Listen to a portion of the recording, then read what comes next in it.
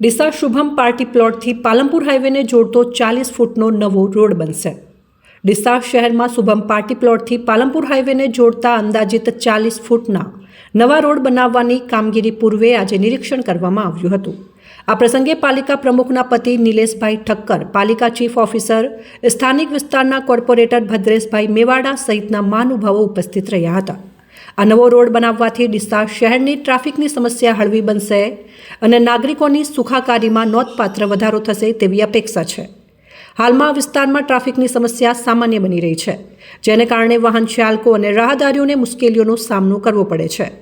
40 ફૂટનો પહોળો રોડ બનવાથી વાહન વ્યવહાર સરળ બનશે અને ટ્રાફિક જામ જેવી સ્થિતિમાં મુક્તિ મળશે। પાલિકા પ્રમુખે જણાવ્યું હતું કે આ રોડ શહેરના વિકાસ માટે અત્યંત મહત્વપૂર્ણ છે અને તેના નિર્માણથી સ્થાનિક લોકોને ઘણો ફાયદો થશે। ચીફ ઓફિસરે પણ આ પ્રોજેક્ટને ઝડપથી પૂર્ણ કરવા માટે ખાતરી આપી હતી। કોર્પોરેટર ભદ્રેશ મેવાડાએ આ રોડના નિર્માણ માટે સ્થાનિક લોકોની લાંબા સમયથી ચાલી આવતી માંગણી સંતોષાઈ હોવાનું જણાવ્યું હતું। આ પ્રોજેક્ટ માટે તંત્રનો આભાર માન્યો હતો।